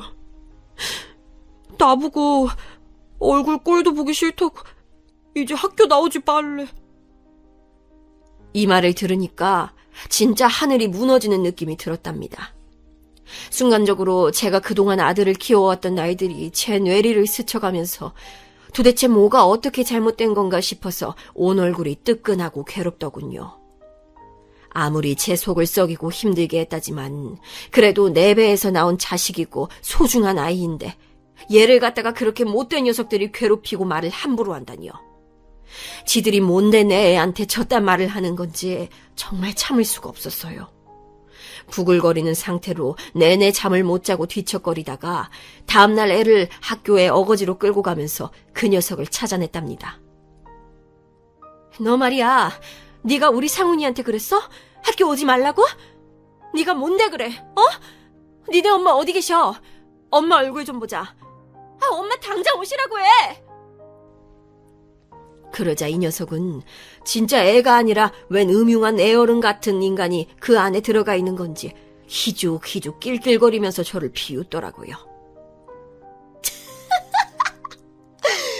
뭐예요 아줌마? 저리 나와요. 아줌마가 뭔데 우리 엄마를 오라 가라요. 우리 엄마 와봤자 아줌마 못 이겨요. 나대지 말고 저리 비켜요. 이러면서 진짜 드럼통 같은 몸을 한 녀석이 저를 훅 밀고 가버리는데 이거 애인데도 제가 밀릴 분위기더라고요. 이런 녀석한테 우리 애가 한창 눈치를 봤으니 얼마나 힘들었을지 상상도 안 됐어요. 결국 이 일은 학교 폭력으로 해서 아주 지루하고 고루하게 이어졌지만 학교 쪽은 저희 편이 아니더라고요. 제대로 사과도 못 받고 돌아오는 길 저는 꺼이꺼이 차 안에서 울고 남편 역시 복잡한 얼굴로 아무 말도 안 하고 그냥 운전대만 잡던 모습이 생각나요. 전학시키는 것도 말이 쉽지 같은 학교에 4학년, 2학년으로 얘 동생들이 다니고 있었단 말이에요. 그런데 잘만 다니고 있던 저 애들까지 학교를 옮기려니 너무 힘들더군요. 그런데 갑자기 남편이 생뚱맞은 얘기를 꺼내는 거예요. 더 생각할 것도 없어. 상훈이 녀석 학교 다니지 말라고 해. 검정고시 같은 거 있잖아. 저 녀석 내가 볼 때 이미 답은 나와 있어. 전학을 시켜도 될 게 아니고 저러고 곧 중학교 가면 이제 그땐 본격적으로 처맞고 다니기 시작할 거야. 남자들 세계는 그렇다니까. 당신 그 꼴 보기 싫으면 지금 빨리 머리 회전시켜 놓는 게 좋아. 야, 이 말을 들었을 때 전 정말 머리에 천둥 번개가 치는 듯 했어요. 겨우 지 또래처럼 사람 구실을 하는 듯 하더니 그 또래들 사이에서 만들어지는 인간관계란 절대 무시할 수 없는 것이더라고요. 아무리 부모가 이래저래 노력해서 또래들 틈으로 밀어놓아도 본인이 의지가 없고 눈치 보며 우물쭈물거리면 금방 그 사이에서 도태되고 마는 거예요. 몇 번을 생각해도 거친 남자들 세계에서 살고 있는 남편 말이 그닥 틀리지 않은 듯했고 일단 큰아들 본인의 생각도 비슷했어요. 엄마, 나 학교 안 다니고 싶어. 걔네 무서워. 걔네 중학교에도 아는 형들 있다고 했단 말이야. 나 그냥 학교 자체가 싫어, 엄마. 제발 내 말 좀 들어줘. 이렇게 아들이 절 잡고 졸라대기 시작하는데 이때 제가 뭐 그리 냉정하고 현명한 판단을 할 수 있었겠어요. 사실 판단이라는 건 다 지나고 나서야 그게 맞았다거나 아니라는 걸 알 수 있는 거잖아요. 당시 뉴스에서는 또래 아이들 왕따로 인해서 아주 끔찍한 상황을 겪은 한 가정의 내용도 보도되었고, 결국 그렇게 아들은 학교를 어찌저찌 제가 함께 가면서 겨우 졸업을 하게 되었어요. 하지만 중학교는 가지 않고 고등학교까지 검정고시를 치게 되었답니다. 밑에 아들 둘도 있는데 큰아들을 데리고 씨름을 해가며 공부도 신경 써야 하니 정말 죽겠더라고요. 나름 또 친구는 만들어주고 싶어서 큰 대형 학원으로 데리고 다니기도 하고 지 친척 형들이랑도 만나게 해주고 애를 썼어요. 저는 정말 자신할 수 있어요. 제가 할 수 있는 한 제 자리 안에서는 최선을 다했단 말이에요. 이렇게 제가 꼬집어서 몇 번이나 말을 하는 이유는 이후로도 아들은 제가 바랬던 길로 가지 않았기 때문이에요. 머리가 클 만큼 커서 움직인 자식의 발걸음이란 더 이상 부모가 어떻게 할 수가 없어요. 그러니 성인이 될 때까지 자식을 키우는 건 끼고 살기 위함이 아니라 독립을 시키기 위한 거란 말이 있는 건가 봐요. 아들은 20살이 되어 대학에 어거지로 가게 되었고 당시에 묘하게 저에게 불만이 많더군요. 엄마가 대학은 가라고 해서 내가 이렇게까지 했잖아. 나 이제 진짜 지겨워. 집이 지겹다고! 왜 그렇게 아들은 저에게 불만이 많은 걸까요? 외려 둘째 아들은 엄마는 형아만 좋아한다고 서운해할 정도였는데 말이에요. 제가 너무 오냐오냐 다 받아줘서 그렇게 불만이 많은 게 아니었나 싶어요. 아무튼 대학을 가서는 어떻게건 학교를 다니고 적응을 하는 것 같더니 군대 갈 때 돼서 또 말썽이더라고요. 군대도 안 가고 싶어, 엄마. 나 어떻게 좀 안 갈 방법 없어? 엄마가 좀 알아봐줘. 저한테 이런 말을 해봤자 그게 받아들여질 리가 있나요? 이때는 남편도 못 참고 지 아들에게 크게 손찌검을 했답니다. 뭐 군인인 아빠 얼굴에 먹칠을 했다고 그런 게 아니라 그냥 하다 정말 너무하다 싶으니까 손이 그렇게 먼저 나가게 된 것 같아요. 야, 정상훈이 너 진짜 적당히 좀 해라. 네 엄마가 너한테 뭘 그렇게 잘못했냐? 엄마 없으면 어찌 살려고 그래? 엄마 죽으면 따라 죽을 거야? 이 못난 녀석 같으니라고. 그렇게 흠씬 얻어맞은 아들은 원망스러운 얼굴로 제 아빠를 바라보더니 한동안은 군대 이야기를 안 했어요. 하지만 최대한 미룰 만큼 미루고 버티다가 지 동생들보다 늦게 군대를 갔답니다. 생각해보면 정말 너무 미안한 게 큰형이 이렇게 제 속을 뒤집어 엎을 때 둘째와 막내는 정말 알아서들 큰 느낌이에요. 특히 둘째 아들은 아주 애가 눈도 부리부리하고 이쁘장하게 생겨서 늘 주변에서 연예인 시키지 뭐하냐고 할 정도였거든요. 하여간 이래서 씨는 공평한 거야. 상훈이 엄마, 너무 상훈이 하나만 보고 그렇게 힘들어하지 마. 정훈이 쟤 얼마나 인물 훤칠하고 키도 커. 그리고 어쩜 저렇게 싹싹하고 애가 착해? 저런 아들 있으면 뭐 딴 아들이 속썩여도 그럭저럭 참고 사는 거지 뭐. 응? 좋은 것만 보고 살아. 세상 사람들 뚜껑 열어보면 다들 비슷하게 산다니까. 이 말은 정말 맞는 것 같은 게 평범해 보이는 집들도 다들 속사정이 있긴 하더라고요. 하지만 제가 뭐 남사정의 위로를 받을 상황은 아니긴 했어요. 큰아들은 군대 가 있는 기간 동안은 저를 그렇게 힘들게 하지 않았어요. 정말 의외로 말이에요. 하지만 제대하고 난 뒤부터 이 녀석이 본격적으로 등골을 빼먹기 시작했어요. 엄마, 나 호주로 유학 가고 싶어. 가서 해보고 싶은 일이 있어. 좀 보태줄 수 있어? 아무래도 싹수가 노란 게 이때부터 시작되었을 듯 싶은데 제 대처가 너무 늦었던 것 같아요. 처음으로 지가 알아서 아주 자체적으로 계획을 세워서 뭔가를 하겠다고 하니 희한했던 거예요. 반대하는 남편을 설득해서 저는 호주로 아들을 보내줬고 아들이 어떻게 지내고 있는지 저도 보러 갔었답니다. 근데 참 자식이라는 건 알다가도 모르겠더군요. 평소 편지 같은 게 날라왔을 때나 지 동생들에게 메일을 보낸 내용들을 보면 제법 성실하게 살고 있는 것 같았거든요. 하지만 어느 날 갑자기 차를 샀다는 둥, 학비가 모자란다는 둥 어쩌고 하면서 계속해서 돈을 요구하는데 방법이 없더라고요. 결국 전 이쯤에서 또 선을 긋게 되었어요. 그 이상은 보태줄 돈이 없어. 이 집에서 너만 자식이야? 정훈이, 명훈이는 아직도 학교 다니고 있어. 그쯤 하고 들어오던지 아니면 농장이라도 해서 알바를 하던지 알아서 해. 그 무렵부터 전 아들에게 아닌 건 아니다 하고 직구로 말을 던지게 되었답니다. 왜 그랬냐면 당시 제가 건강이 좀 안 좋았어요. 부인과에서 검진을 받아보니 상태가 좋지 않았는데 추적 관찰을 받아보자고 하던 차에 점점 결과가 안 좋아지더라고요. 남편은 평소 무뚝뚝한 사람이긴 했지만 이런 부분에선 꽤 저를 생각하는 사람이었어요. 그때 남편이 해준 말이 기억에 남더라고요. 이제 좀 당신을 생각하면서 살아. 상훈이 저러다가 굶어 죽어도 할 말 없지 뭐. 당신이 얼마나 그동안 제 꽁무니를 따라다녔어. 나이 30이 되도록 엄마가 품고 낳아주고 키워주고 뒤치다꺼리 했으면 된 거야. 그 다음은 저 녀석 몫으로 그만 공을 넘기라고. 이제 당신만 생각해. 당신이 아프고 어쩌고 그러면 결국 그것도 부모 노릇 잘못하는 거야.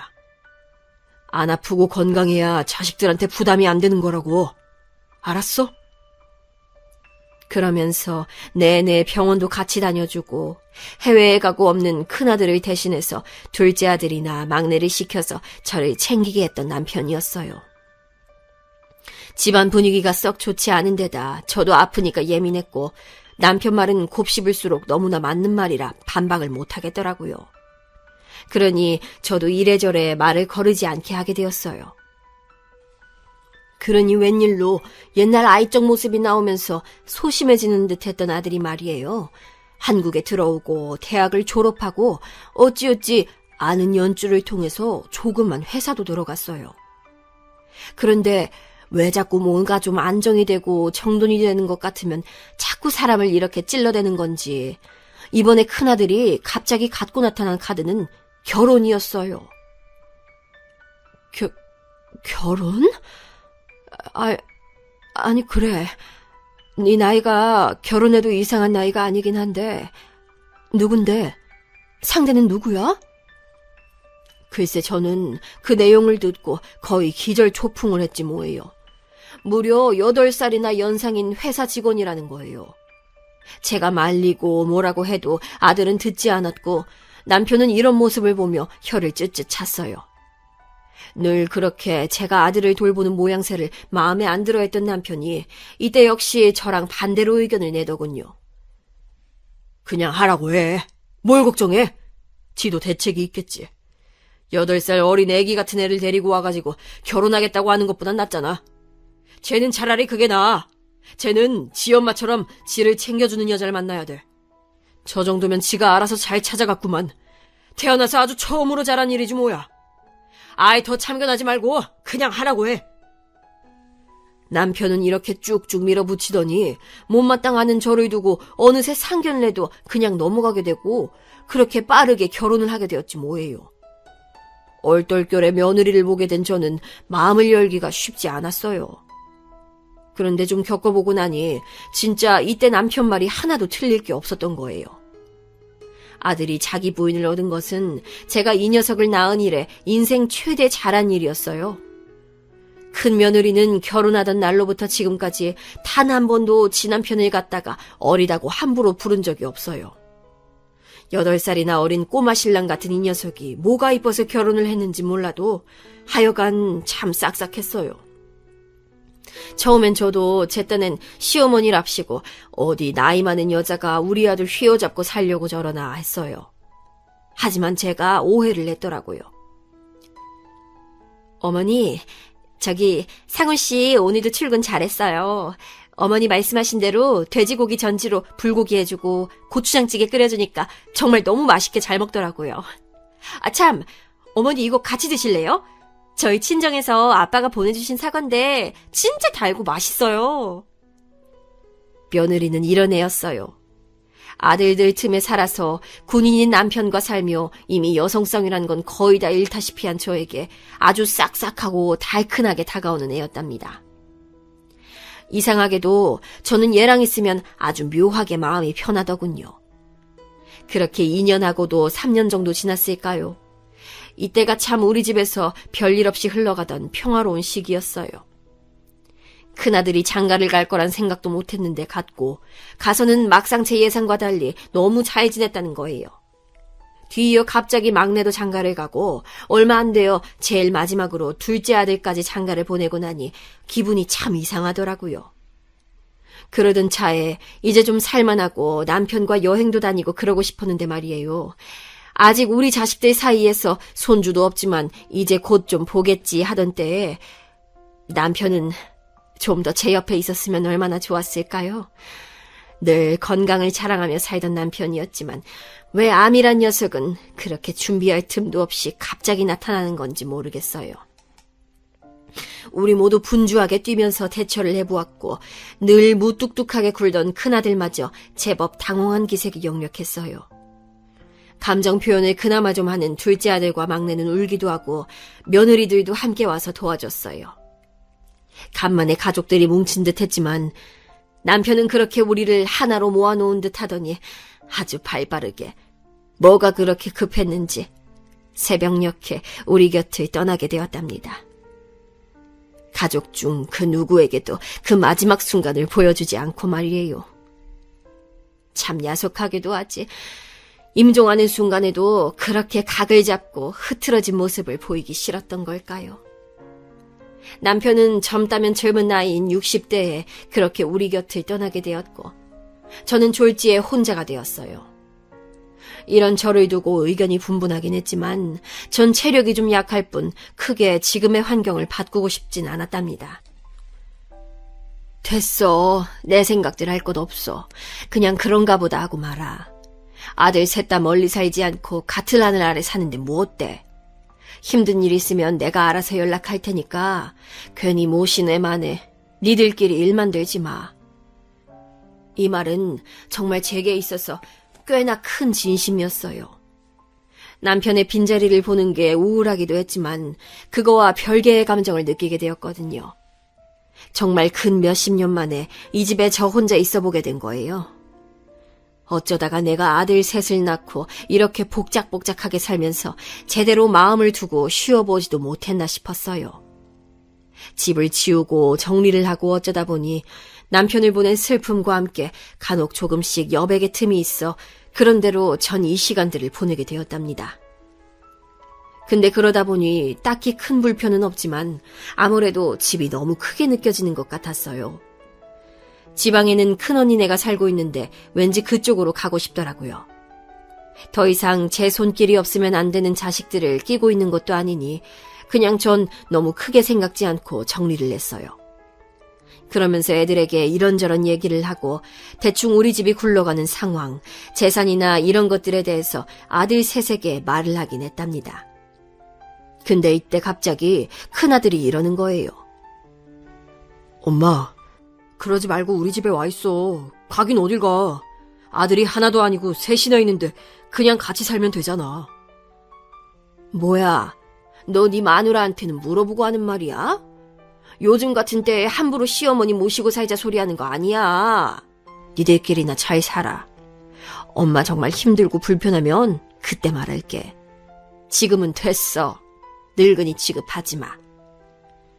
그러면서 저는 그냥 넘겨버렸어요. 한편으론 이런 소리도 할 줄 아는구나 싶어서 기특하기도 했는데 제가 지방에 내려온 지 얼마 안 돼요. 아주 뒤통수를 세게 내리치듯 사고를 쳐버렸어요. 엄마 그게 수중에 돈 얼마 없어? 내가 사업을 했는데 말이야. 아니 이것만 매달린 건 아니야. 엄마 나 회사 잘 다니고 있는 거 알지? 그거 다니면서 부업으로 한 거라고. 근데 돈이 좀 필요해서 엄마한텐 얘기 안 하고 내가 대출을 받았거든. 근데 아무튼 지금 좀 상황이 꼬였어. 내가 오래 안 넘기고 갚을게 엄마. 좀 도와줄 수 있어? 이렇게 말하면서 뭔 말 같지도 않은 금액을 말하는 거예요. 당연히 전 거절을 해버렸지만 이 녀석과 같이 살고 있는 며느리가 순간적으로 신경이 쓰이더라고요. 아무리 봐도 그간 봐온 며느리의 인상은 적어도 이 녀석보다는 됨됨이가 나았으니까 말이에요. 괜히 이 녀석 때문에 마음고생하고 있는 건 아닌가 싶어 신경이 쓰이더라고요. 얘, 상훈이 녀석 사업한다고 빚을 얻었다면서 내가 진짜 너 볼 면목이 없다. 너는 대체 얘가 뭐가 좋다고 같이 사니? 내가 진짜 너한테 다 미안해 죽겠다, 정말. 정말 한없이 미안한 마음으로 저는 이렇게 사과를 냈고 며느리도 확실히 좀 힘들긴 힘들어 보이더라고요. 에고, 어머니, 아닌 게 아니라 지금 좀 힘들긴 해요. 이 사람 집에 자주 안 들어오고 보통 속을 썩이는 게 아니에요. 연락이 아예 안 되고 있어요. 이 말에 정말 너무 미안하고 울컥한 거예요. 어린 남편이랑 잘 맞춰 살겠다고 나름 노력하고 있는 지부인을 갖다가 이렇게 속 썩여서야 되겠느냐고요. 도저히 이런 꼴을 보고 싶지 않아서 이때 어쩔 수 없이 정말 마지막이다 하는 마음으로 저는 큰아들에게 돈을 얼마 주게 되었답니다. 그 사실을 어떻게 빠르게 알았던지 큰며느리한테 제깍 전화가 걸려왔어요. 어머니, 상훈 씨한테 돈 보내주셨다면서요. 아, 참 왜 그러셨어요. 저 고생시킨다고 뭐라고 하셨다는데 설마 그게 이유는 아니시죠? 아들 녀석은 그냥 조용히 받고 말 것이지 가타부타 또 지 마누라한테 얘기를 다 했더군요. 예, 아니야. 그런 거 신경 쓰지 마. 이번이 정말 마지막이야. 난 이제 줄 돈도 없어. 이제 니들끼리 알아서들 잘 살아. 난 모른다, 응? 며느리 말이 틀린 게 아닌 것이 저는 진짜 볼 면목이 없더라고요. 솔직히 며느리는 우리 남편이 아플 때의 기간이 길지 않긴 했지만 그때 정말 지극정성으로 잘했어요. 매일같이 와서 반찬 챙기고 이때 자기도 난임으로 고생하고 있었으면서 버스를 타고 오갔다니까요. 큰아들이 우리한테 팅팅거리고 말도 안 듣고 그래도 그때마다 바로 옆에서 제법 나이 많은 누나답게 야단치고 했던 애예요. 솔직한 마음으로 며느리가 우리 아들한테 질려서 이혼하면 어쩌나 겁이 나기도 하더라고요. 물론 이게 전부였던 건 아니고 일단은 아들이 하도 애원을 하니 정말 마지막이다 하고서 그렇게 해준 거예요. 더 이상 해줄 생각이야 없었고요. 그런데 이렇게 지내고 있던 나날 중 저는 큰언니 집 옆 작은 아파트에 살고 있었거든요. 그 집에는 위층에도 아래층에도 거의 다 제 또래 사람들이 살긴 했어요. 나름 재개발을 한 곳이라지만 그래도 엄연히 지방이니 젊은 사람들은 안 살잖아요. 근데 그러던 어느 날 너무 황망하고 비통한 소식을 듣게 됐어요. 뉴스에서 많이 봤던 내용이지만 새삼 이런 일이 생길 게 뭔지 너무 속상하고 가슴 아프더라고요. 뭐라고? 4층, 그러니까 그 4층 할머니? 나보다 10살인가 많아 보이던 그 할머니 말이야? 어쩐지 안 보인다 했더니 세상에 무슨 일이래 이게 언니. 참 끔찍해라. 어떻게 살아 정말. 다른 게 아니고 글쎄 찾아오는 가족이 없어서 생긴 비통한 일이라고 해야 될까요? 언니 말로는 가끔 딸이랍시고 누가 오는 것 같긴 했다고 하더군요. 근데 아무튼 이 할머니가 밤새 심장마비인지 뭔지로 하늘나라에 가셨다고 하더군요. 그런데 도통 며칠이 지나도록 들여다보는 이가 없으니 그냥 고독사와 다름없는 결과가 나타나게 된 거예요. 저는 남편이 먼저 가고 난 다음에도 크게 걱정을 하지 않던 사람인데 이 얘기를 들으니까 감정이 마구 치닫는 느낌이더군요. 괜히 우울해지기도 하고 이상한 마음이 들기도 하고 말이에요. 이런 얘기를 다른 애들한테는 잘 못 꺼내놓고 큰며느리에게만 말을 했어요. 저도 참 이렇게 말을 한 자체가 애들한테는 같이 살자고 조르는 꼴인데 말이에요. 둘째네는 애기들 키우느라 정신이 없고 막내네는 둘이 공부한다고 나가 있었을 당시라 딱히 말을 꺼낼 수가 없었어요. 근데 이 말을 큰며느리가 전달을 했던 건지 큰아들한테 전화가 왔더라고요. 엄마, 그러게 내가 같이 살자고 했을 때 왜 말을 안 들었어. 모신다고 했잖아. 그러지 말고 다 정리하고 서울로 올라와. 그 집도 그냥 팔아버려. 또 다시 돌아가고 그럴 생각하지 말고. 당시 아들 말을 들으니 저도 이 집은 남겨두고 새를 줄까 하다가 고민이 되더라고요. 아무래도 있으면 언젠가는 다시 돌아오고 싶은 생각이 들려나 하면서 도통 앞길이 예측이 잘 안 됐어요. 아무래도 한 건물에 살고 있는 사람에게, 그것도 얼굴을 마주쳤던 분에게 그런 일이 생겼다니 보통 마음이 뒤숭숭한 게 아니었거든요. 아무튼 일은 어찌어찌 진행이 되어 큰아들네 가게 되었고 둘째랑 막내한테도 그리 알렸어요. 애들은 어떻게 일이 그렇게 되었나 놀라워하면서도 협의가 되었으니 잘 됐다는 반응이더군요. 형이 엄마 오시라고 했어? 웬일이래? 형치고 대단하네. 난 엄마 우리 형 언제 철드나 했거든. 솔직히 말이야, 형 돈 별로 없는 것 같아.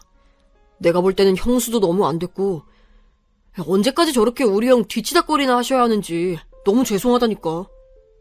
형수님 치킨집에서도 알바하시고 배송 알바도 하고 엄청 바쁘시대. 이런 말은 우리끼리 하는 거지만 형이 제대로 돈을 안 갖다 주니까 형수님이 저렇게 꾸역꾸역 고생하시나 봐. 이런 얘기까지는 당사자들이 하지 않으면 들을 수 없는 얘기인데 듣고 나니 또다시 잠을 설치게 되더군요.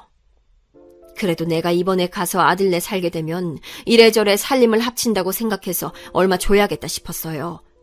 며느리도 고생하고 있고 큰아들도 여지껏 살아온 일에 가장 큰 결심을 했으니 나름 그걸 칭찬해주는 의미에서 말이에요. 그래서 이 내용을 말했더니 큰아들도 꽤 놀라더라고요. 아니 엄마, 근데 진짜 괜찮은 거야? 엄마 딴엔 얼마 안 된다고 해도 2억이면 엄청 큰 돈인데 그렇게 무리해도 괜찮겠어? 사실 내가 엄마한테 말은 안 했는데 지금 상황이 안 좋아서 나도 밤에 대리 뛰고 바쁘기는 하거든. 지금 와이프랑도 썩 사이가 좋지 않아. 그래도 그 와중에 엄마가 너무 힘들어하는 것 같길래 모시기로 한 거야. 아휴, 이런 상황 안에 있었다는데 제가 괜시리 부담이 된 건 아닌지 신경이 쓰이기도 하고 이래저래 고민하면서 움직이게 되었답니다. 당장 아들네가 살고 있는 빌라에 제 돈까지 얹어서 대출을 좀 더 받으면 그래도 세 식구가 아주 조금은 더 넓혀서 있을 것 같은 생각이 들더라고요. 사실 큰아들한테는 우리가 얘 장가 보내면서 크게 신경을 못 써줬어요. 워낙에 제 속을 썩이기도 했고 갑작스레 했기 때문에 제대로 알아봐줄 틈도 없이 급히 집만 구해다 주었거든요.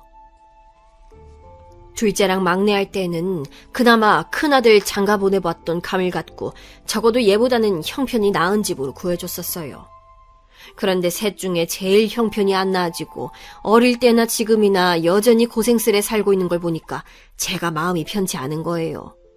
게다가 살림도 합치게 되었으니 무리해서 거의 전 재산이나 다름없는 많다면 많고 적다면 적은 2억을 아들에게 해주게 되었어요. 그리고 이제 제가 올라가려고 하던 날에 아들이 서울역에서 보자고 데리러 온다고 하더라고요. 며느리랑도 전날 연락을 했고 전날 저는 큰언니네서 자면서 이런저런 어릴 때 얘기도 나누고 참 많은 말들을 했어요. 상황이 좋을 때 가는 건 아니지만 그래도 자식 곁에 가서 사는 게 얼마나 좋냐면서 큰언니는 온갖 축복을 빌어주었답니다. 그런데 말이에요. 이날 있잖아요.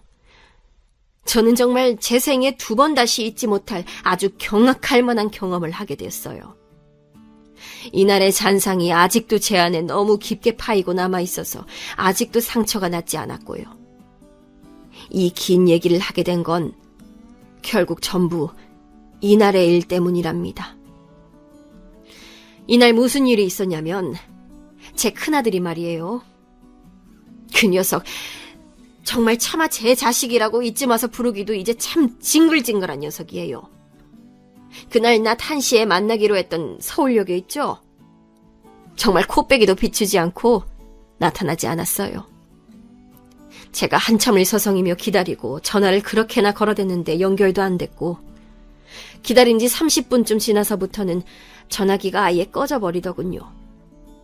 이쯤 되니 복잡한 마음에 큰며느리에게 전화를 걸었는데 글쎄 얘도 놀라는 거예요. 그게 무슨 말씀이세요, 어머니? 와, 세상에 이 사람 거기 안 갔어요? 저한테 간다고 말하고 갔는데. 아니, 근데, 근데 어머니. 참 이렇게 어머니 아들에 대해 말씀드리기도 뭐하지만요. 저는 뭐랄까. 예상이 안 된 일은 아니었는데 말이에요, 어머니. 며느리는 거의 다 내려놓고 포기한 사람인 양 아주 허탈하게 말을 하더군요. 사실상 가족이고 부모인 저보다 남인 며느리 입장에선 우리 아들이 더 객관적으로 파악이 됐나 봐요. 돈으로 여러모로 고생을 하고 끌려다니는 듯 하더니 정신없이 빚만 자꾸 늘려가더라는 겁니다. 자기가 볼 땐 부족한 자존감을 그렇게 채우고 싶었던 것 같다나요. 대강 이런 얘기는 이날 저녁이 되어서 나타난 며느리와 함께 택시로 가는 중에 들은 얘기였어요. 그렇게 전 아들이 없는 빈집에, 며칠이 지나도 아들이 돌아오지 않는 그 집에 며느리와 단둘이 우두커니 있게 되었어요. 며느리는 별말 않고 저와 있으면서 밥도 차려주고 신경을 써주었지만 제가 어찌 먹고 자고 할 수 있었겠어요. 아들은 저에게 2억을 받아서는 그 길로 나타나지 않았어요. 뭔가 힌트를 준 것도 없고 조금의 연락도 닿지 않았단 말이에요. 며칠 밤을 눈물도 나오지 않은 상태로 밥도 못 먹고 지새우며 들었던 생각은 한동안 벗어난 듯 했던 그 악몽 같은 질문에 대해서였어요. 대체 어디서부터 뭐가 어떻게 잘못된 건가? 내가 뭘 어떻게 했길래 아들이 어려서도 커서도 이런 식으로 인생을 사는 건가?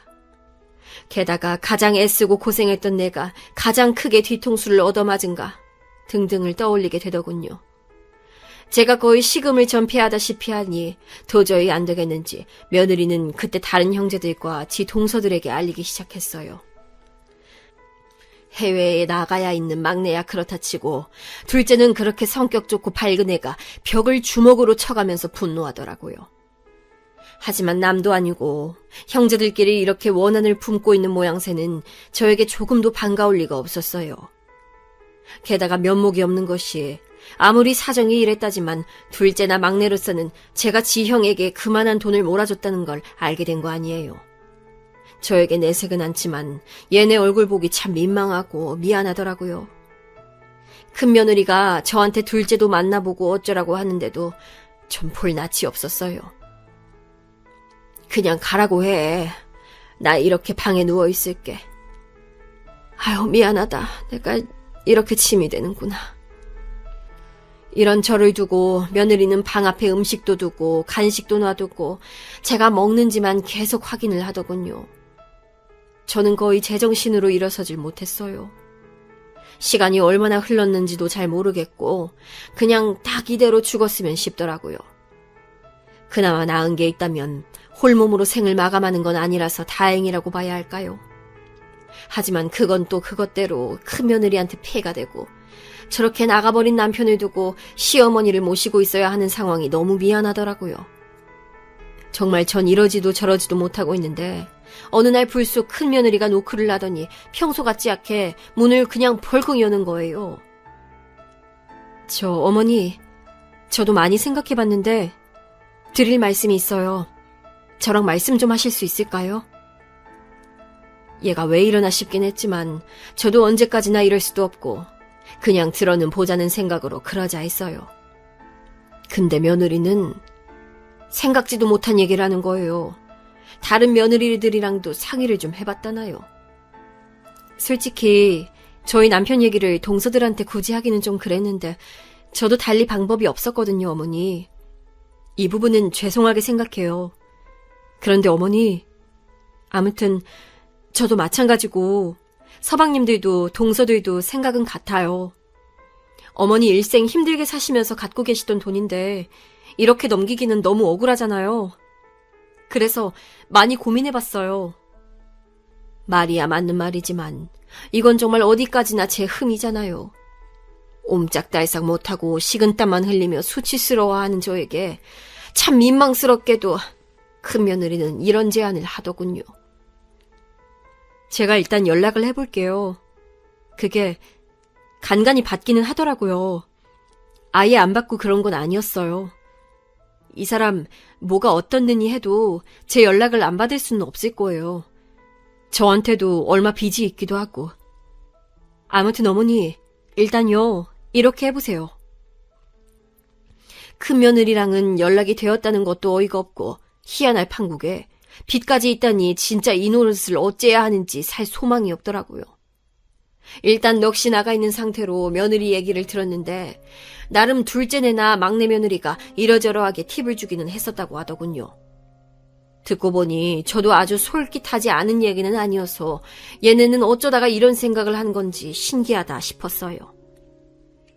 저랑은 연락이 안 되는 건 아니니 제가 좀 구슬려 볼게요. 근데 대신 어머니가 조금 마음을 강하게 먹으셔야 해요. 저랑 동서들이 생각을 해보긴 했지만 어머니 본인께서 주관이 잡혀있지 않으시면 아마도 그 돈 찾기 힘드실 거예요. 저도 나름 각오를 하고 말씀드리는 거고요. 이렇게 말을 들으니까 저도 모르게 침이 꿀꺽 넘어가더라고요. 아니 뭐 안 될 게 뭐가 있겠어요. 지금 나는 거의 산송장이나 마찬가지인 상태로 이러고 있는데 말이에요. 제가 알겠다고 하니 며느리는 즉각 자기 계획을 말하더라고요. 지금 이 사람 거기 물린 돈이 한두 푼이 아니에요. 그거 어머니가 돈 주신다고 해결될 것도 아니고요. 그렇다고 그거 안 찾으실 것도 아니죠? 그러면 방법은 하나밖에 없어요. 어머니 그 돈 찾아오셔야 해요. 그러면서 꺼낸 말은 다시 생각해도 좀 놀라운 방법이었어요. 하지만 제가 이런 생각을 어쩌다 했다고 한들 저로서는 아들에게 통하지 않을 방법이더군요. 반드시 며느리가 있긴 해야 했어요. 제가 남편에게 뭐라 메시지를 남겨둘게요. 뭐 이런 말 좀 죄송하지만 아무튼요. 어머니께 재산이 좀 더 있었다고 말이에요. 그 2배로 아니 한 3배로 있으셨다고 대강 이렇게 말을 할게요. 제가 볼 때 그 사람 그 말 듣고 놀랄 거예요. 자기가 뭐 확인을 해보겠어요. 어쩌겠어요. 이쯤 되니 무슨 말을 하려고 하는지 알듯 말듯 하더군요. 며느리는 제 눈치를 보더니 다시 말을 이었고 결론부터 말하자면 이 방법은 제가 다시 돈을 대략적으로 거의 80%는 되찾는 데 성공하게 해주었답니다. 며느리가 말한 방법은 아들에게 돈이 좀 더 있는 척을 한 다음 줄 것처럼 굴라는 거예요.